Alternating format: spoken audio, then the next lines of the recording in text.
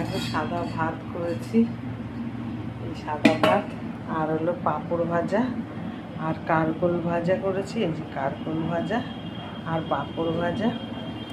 আর দেখো ডাল, এই যে বিউলির ডাল, আর কি কোনো সবজি দিইনি ডালে, শুধু এই দেখো শুধু বিউলির ডাল করেছে, ঠিক আছে, বিউলির ডাল। আর দেখো সেই বড়া করলাম না, বড়ার ভিডিওটা দিলাম।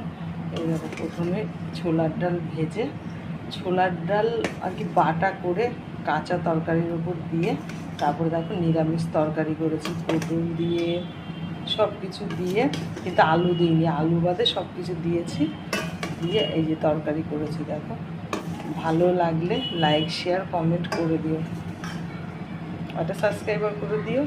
এই